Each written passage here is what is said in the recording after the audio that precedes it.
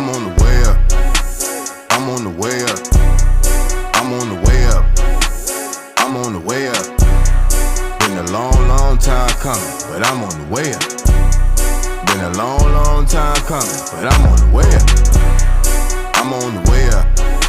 Hello pool players, welcome back again to another video from the Apex Predator Billiards Training Club. My name is Apex Elenio, your aspiring professional pool player and pool instructor straight out of the small island of Jamaica. And of course guys, in today's video I'm going to be walking you through yet again another ball pocketing training sessions that I had a few weeks ago perhaps, but as you guys know, I went on a 1 month island tour playing a few tournaments, so I've not taught any lessons in a while, but I'm pretty much happy to be back with you here to share some insights on my most recent discoveries as I continue my progress to improve my game with consistency, precision, accuracy and control. Now today we're going to be looking at a 30-degree cut shot from mid-table. You would have seen the previous video that I posted, or videos that I posted, on the 60-degree, 45-degree and 30-degree cut shots that is now currently on the channel, so you can definitely check that out at the playlist link that is pinned in the description box below. But now we're going to be looking at yet again another 30-degree cut shot from mid-table. We're going to be assessing why we miss, why we overcut, why we undercut. There's going to be a lot that's going to come from this video, so I want you guys to stay tuned to this. If you haven't been subscribed to the channel, please go ahead guys and support the channel, become a part of the family where I share all my discoveries with you. So hit the subscribe button below, turn on the post notification bell, and leave a like, leave your comments, leave your thoughts down in the comment section below. Let's get right into it. So this particular type of shot here is a shot that really comes up quite a bit in pool, and a lot of the times players tend to have the tendency to overcut this shot. Now on my first attempt here, I have the 10 ball, which, as I said guys, once the object ball is at the center of the table like it is here, and I missed that first shot there, I just gave you a close-up view. There wasn't any really much body movement in that shot, so I guess we can safely attribute that miss to just perhaps my setup. Now you'll notice that I'm not using the usual way of aiming where I go around, point my shaft at the object ball and try to pick a spot on the table or on the ball. I'm using what is known as fractional ball aiming. Now, in addition to me doing the whole process of learning how to pop this shot, I do not want to forget that I still have to keep control, that when I'm successful at this spot, where does my cue ball go? So that's why you see me walk around the table there and visualize where I think the cue ball might be traveling here. Now again, I went for that pot, and let's just have a look at the replay here. Slow motion version, close up view here. There's no body movement. Okay, so there's that turn of the arm there. Did you see that turn, guys? That could definitely be something that we are subconsciously doing. You guys are subconsciously doing. Obviously, you can see that I did it, which is what I can safely say then contributed towards that miss. So on my first attempt, you saw that there that I overcut the shot by almost a half a diamond, which is usually when you get down on the table and this is something that you're doing for the first time as a practice, you're going to find that a high percentage of the time you in fact overcut the shot. Now of course at some point I'm gonna have to make the shot, and I'm gonna be trying to pop the 12 into the top left here. Again, a slight overcut. Let's have a look. Well, there's no replay for that one, but you can see once again a slight overcut. Now what I recognize that I was actually doing without knowing that I was doing it was in fact something that is known as bracketing. And I actually didn't know about this until I was actually editing the video. A subscriber made a comment on my channel about bracketing and learning the art of, you know, if you have a particular shot that comes up a lot in your game and you're on the table practicing it, what you need to do is to practice to overcut it 5 times, undercut it 5 times, and then eventually you're gonna get accustomed to where exactly you need to aim. So a lot is really going on in this practice session. which as throughout the video I'm going to be highlighting to you what's going on here. Now, of course, that's my first successful pot. Let's have a look at the replay here. Really nice stroke. I believe there was no twist in the arm. Head is straight, very smooth. And watch, the cue ball comes off the second diamond, first diamond, and then it heads there towards the third diamond and heading back out to the middle of the table. So number one, guys, we need to recognize that making a shot and forgetting about position is basically a means to an end. So we've got to, keep in mind that when you're potting these balls, you have to be consistent with where the cue ball is going, or else you're just focusing on the pot. Now I'm gonna be switching sides, and switching sides is important because immediately you can see there that as I switch from putting the ball on my left here, it then immediately undercuts now when I change sides. And that's important when you're doing your practice sessions, guys. Don't just practice a shot to make it. You want to practice the shot until you don't know how to miss it. So by switching sides, you can see that I'm now training the right side of my brain to visualize the shot picture. And we spoke about shot picture quite a bit in the last couple of uploads, where you kind of get your eyes, your mind, your body acclimatized to the angle. There you can see, once again on this replay, you will see here where the object ball went dead into the center of the pocket, and once again catching somewhere in between the first and the second diamond, and it comes usually around towards the second or 2.5 diamonds on the final rail.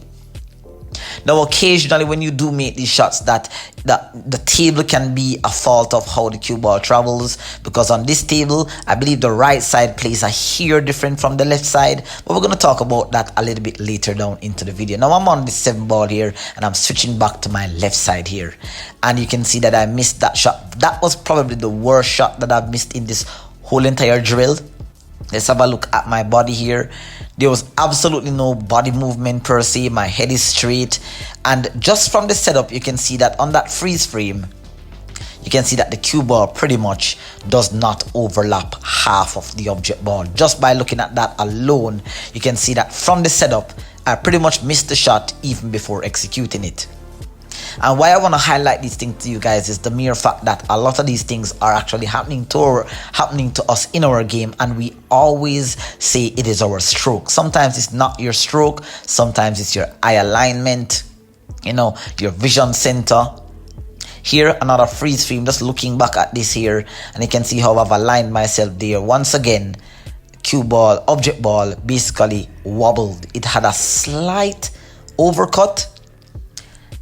It's debatable that maybe I applied some unwanted side spin, maybe my too much power, because too much power, as I will discuss later on in the video, is what sometimes causes you to slightly overcut or undercut the ball.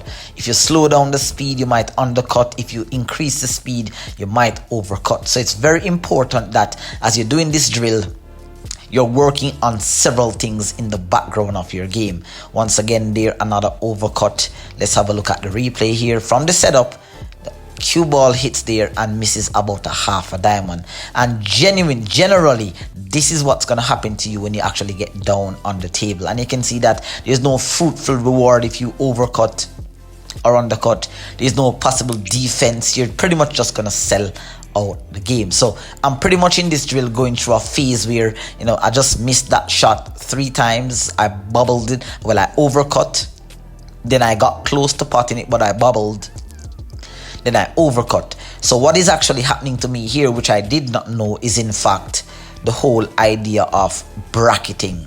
My brain is actually getting a feel, getting a natural sense for how the alignment is set up here. So for this shot here, beautifully executed. Once again, pardon me, watch this cue ball as it makes contact with the 7.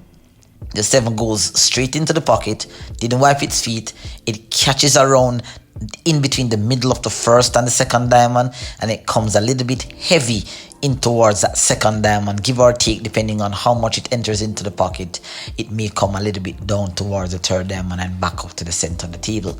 So we're working on several things here, guys. We're working on understanding the potential positional play that can come from this spot. We're looking at how exactly to pot the shot. We're working on our perception here. Again, another freeze frame. Just by getting down, you can almost see from this point of view here on this freeze frame that I'm going to miss the shot. And of course, when you're down on the shot, you're not going to feel that way. You know, you're going to be making a little bit of adjustment here or there. I did get a little bit of a distraction from the beautiful attendant that is actually in my training area here. So just a little bit of a distraction here, but we're going to reset up. Just from that setup alone, you can see that I'm slightly off. And again, as I said, when you're in transition, when you're in the game, when the pressure is on, the lights are on, the camera is on, you know, when you're in an actual match, you're going to find that a lot of the times it's your alignment that's contributing more towards your miss than anything else. So if you're one of those type of players that miss a shot and immediately the accountability for your alignment is not taken, you then start to blame your stroke. And then if you try to fix your stroke, then it's going to cause other aspects of your game to start to deteriorate. So pretty much we're seeing here from the first couple of shots, guys, that so far my alignment is not very consistent. But of course, as you go throughout the drill and you begin to feel the shot more, you're gonna get more consistent, right? I did overcut there again. Once again there you can see my alignment is set up. Here's a freeze frame and a slow motion here. Boom, slightly overcut. Again, it could simply be a case where sometimes you play the ball a little bit hard. Because remember, guys, the harder you strike the cue ball, you're going to deflect the cue ball more. So when you get down, your brain, your mind, your body, your training is telling you that you're in alignment with a half ball hit. But when you increase the speed on the cue ball towards the object ball, it does cause a slight deflection, which then basically will cause you to overcut the ball. Again, this was a much better much better stroke, pardon me. It was a smoother transition. It did actually hit the face of the pocket going in heavy. So let's have a look at where the cue ball goes. It goes towards the second diamond there or thereabout. So we know that once it grazes the face and, you know, pretty much just wipes its feet going in, it's not gonna catch. But if it does go cleanly into the pocket, as you'll see in upcoming shots, you're gonna find that the cue ball tends to always hit the third diamond on the long range and back out to the middle of the table. Again, here this alignment looks a little bit off, but let me see if I can make it. Well, just as I presume, just by looking at that, now you can see here clearly that that overcut was very much warranted. So I definitely know that I mean, at this point in time my alignment is a lot better because I made this video quite a little bit a while back.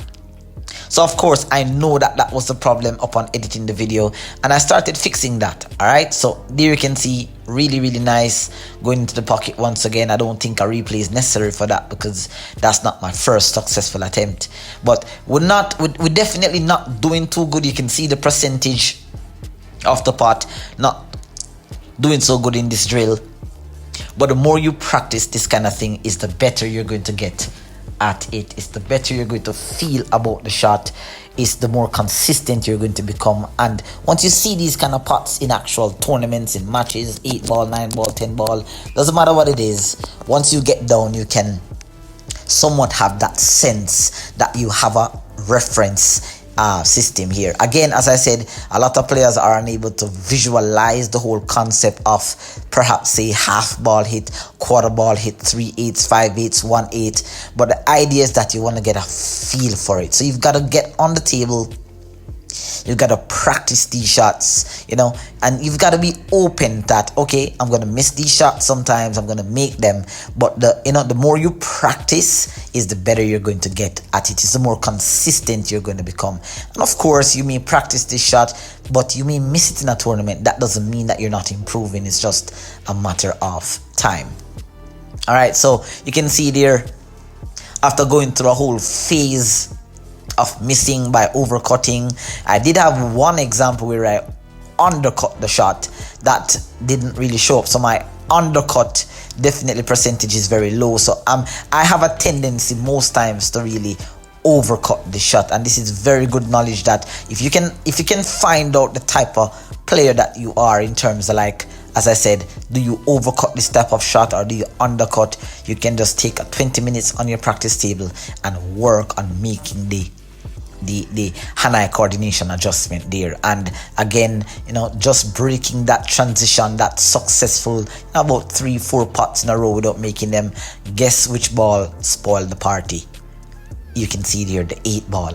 It is the 8 ball, and I was a little bit worried because of course I'm making a video for you guys, so I definitely want to get rid of this 8 ball right now, because as I told you guys, the 8, the 9 and the 10 does have a stigma. In my mind, it does have a stigma attached to it. Great putt there on the 8. In fact, let's have a look at the replay here. Beautiful half ball hit there, coming in towards the first and second diamond here, and the pure hit. Notice how the cue ball is rolling. You don't see any signs of any unwanted side spin, and it does just kind of float into position. You can know when you've applied unwanted side spin because the cue ball tends to kind of dance around the table a little bit. It speeds off. Notice that at no given point, except for one shot that you're going to see later on, you don't see my cue ball really passing the halfway point of the table. So you know that there's some consistency in my delivery here, and that's positive to take there. Now that's the second example now where I undercut, and again, this is gonna happen occasionally, because notice that for every successful putt I switched sides, and I'm switching sides because the shot picture on the left is the same thing on the right, but when you actually get down and try to play these shots, the shot pictures sometimes tend to come off a little bit, a little bit different. But you've got to condition your mind that the shot pictures are the same. Now I know that you guys are probably thinking that, okay, so Apex, what if the ball is not in the middle of the table? What if it's to the left side of the middle? What if it's to the right side of the middle? Of course, as I said, guys, I'm going to be making more videos like this for you, where we can visualize these type of things happening on the table. We're going to look at position play. Beautiful putt there on that 2 ball. Once again, that one, let's have a look. I feel like that one was hit really solid. Let's see if it goes into the center of the pocket. Nice delivery, no head movement, straight in, and notice now it catches the first diamond and then it heads down towards, guess what, the 3rd diamond. So there we can see that once we hit it really solid into the pocket, into the opening of the pocket, you definitely know that the trajectory part of the cue ball is 1st diamond to 3rd diamond. If it overcuts, it's obviously going to go a little bit shorter, and if it undercuts, then obviously it's going to go a little bit longer. So definitely, so like I said, guys, a lot is coming from this video. So far you've looked at the whole oh, and by the way, guys, remember that this shot, if I didn't say it earlier, it is a half ball hit, a center to edge. Let me put a picture up on the screen here. This is what a half ball hit looks like. Half of the cue ball is overlapping half of the object ball. So pretty much from my point of view here, I'm aiming the center of my shaft just towards the edge of the object ball right here. And again, for this one here, this perhaps, I mean, I had a bad miss the first time, but this one, that missed horribly. I guess it's safe to say that maybe I got a little bit distracted a while ago, but I'm big on accountability, because like I said, I know this. In fact, remember guys, I did a video on this a few years ago and it got about 22,000 views. I want you guys to check it out, because I did in fact show you a series of 30-degree cut shots that sometimes looks like a shot that you need to overcut, and then it's sometimes like a shot that you need to undercut. So check out that video, guys. It's really powerful. The visual is not 100 because that's just when I started YouTube, but it's very similar. I do share some point of view when it comes to this particular shot here. Again, beautiful putt there. This one catch a little bit heavy. It did go into the center of the pocket, so I can safely then say that, based on where that cue ball went, I maybe had a hair more speed, because speed does also affect the trajectory of the cue ball as well. So I don't feel like there's any spin. That was the first time I actually played that shot, and I went so far down the table here. So far I feel like we're doing good. We've spoke about fractional ball aiming. We talked about the speed of the stroke. Like for example, this one here, I definitely feel like I put a hair well, no, that's definitely an overcut. There was no real much speed in that one, you know, so definitely a little bit of a twitch in the back arm there. We spoke about bracketing. It's okay to overcut and undercut because that gives you the time to really, you know, assess where you're actually supposed to aim on the object ball. You know, we spoke about alternating the sides, you know, working on the left side and the right side so that we can, you know, ensure that the shot picture you're looking at is the same. You know, body movement definitely contributes as well towards you missing these types of shots here. Beautiful pot there on the 3, again coming down heavy onto that third diamond, and again back out to the middle of the table. So, and we spoke about, you know, the whole idea of positional play, and you know, definitely when you have this shot, I can tell you that most amateurs, especially when you have to pop the shot, they think it's difficult, but just potting the shot and playing position, oh, this is going to definitely change the mindset of your opponent, depending on the level that you're at, in fact, because the pro players, obviously, you know, they make pots like these for breakfast. They eat shots like these for breakfast. So definitely there. All right, that one was a little bit heavy though. Definitely struck that one clean into the pocket and coming down table. So there you can see an example where if you have a ball that is on the other side or down into the same half from where you're shooting at, you can actually pop the shot and get position here. Now I'm on the 10. Consciously I know that it's the 10, but I want to finish strong here, guys, and I did. I really did there. Beautiful pot there on that 10, and again that was cleanly struck. Notice how much speed is on that cue ball.